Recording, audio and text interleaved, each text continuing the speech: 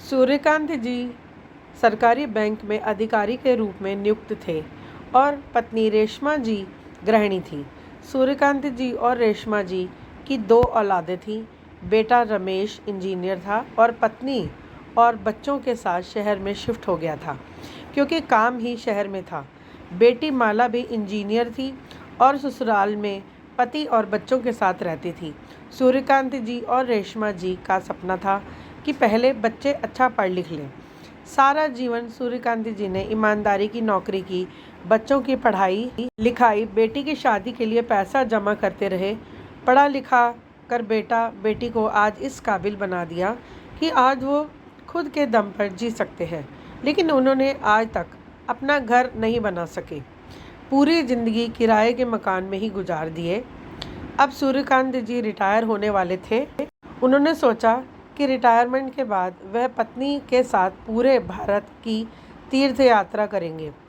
नौकरी करते हुए अपनी पत्नी को वक्त नहीं दे पाए थे, लेकिन वह अब अपना पूरा वक्त अपनी पत्नी को देंगे।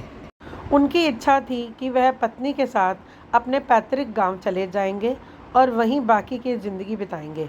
बेटा बेटी के घर भी आते जाते रहेंगे और उनके सभी बचपन के साथी मित्र भी रिटायर होकर गांव में शिफ्ट हो गए हैं। दिन गुजरते गए और सूर्यकांत जी रिटायर हो गए।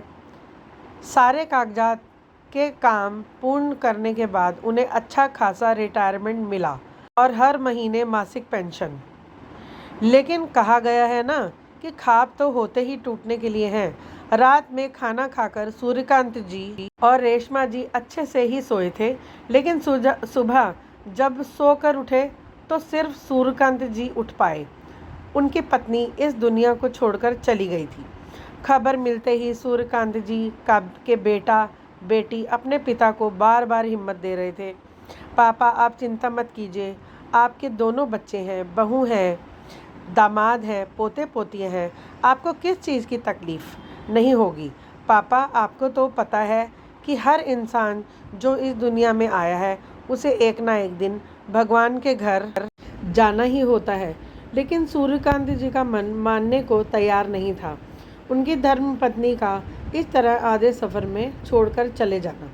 जब दोनों ही लंबा सफ़र साथ तय करने वाले थे, सूर्यकांत जी रह रहकर भगवान को कोसते कि मुझे भी बुला लो, यूँ अकेला नहीं छोड़ो, तुम्हारे बिना मैं अधूरा हूँ। और सूर्यकांत जी के कानों में अपनी पत्नी के कहे हुए स्वर बार बार सुनाई दे रहे थे, देखेगा हमारा बेटा इतना संस्कारी है कि देखना हमें राजा रानी की तरह रखेगा, हमें भविष्य की चिंता करने की ज़रूरत नहीं होगी। माँ की 13वीं के बाद पापा गांव में नहीं रहेंगे।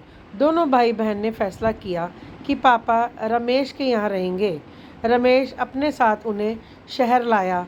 यहाँ शहर आकर सूर्यकांत जी जिम्मेदारी में बंधने लगे।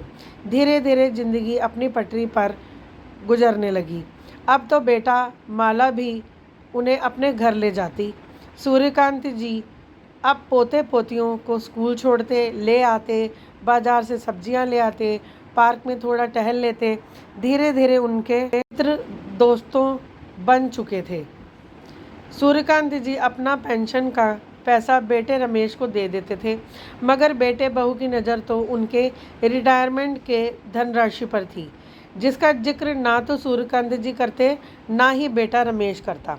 कभी कभी बहू जताती कि उन्हें पैसों की ज़रूरत है, किंतु सूर्यकांत जी कुछ पहल नहीं करते।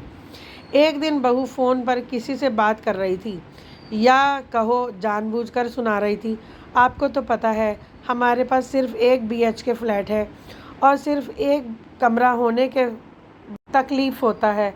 बच्चों के एग्ज़ाम भी नज़दीक हैं, बाबूजी आ गए तो और भी दिक्कत हो रहा है। मेरे ससुर जी का सारा पेंशन तो उनकी ही दवाई दर्पण में चला जाता है। इस शहर में 5 लोगों की जीविका चलाना आम बात थोड़ी है। एक तो सारे खर्चे भी खुद ही उठाओ। अब तो बहू और बेटे का रवैया धीरे धीरे बदलता जा रहा था। अब तो बहू सूर्यकांत जी को रोटियां भी गिनती। बाबूजी टीवी बंद कर दीजिए, आजकल बिजली का बिल बहुत ज़्यादा आ रहा है। सूर्यकांत जी आंसू बहाकर रह लेते। अच्छा हुआ बेटे बहू का ये रूप देखने से पहले ही पत्नी इस दुनिया से चली गई, वरना वो तो बड़ी कमज़ोर दिल की थी।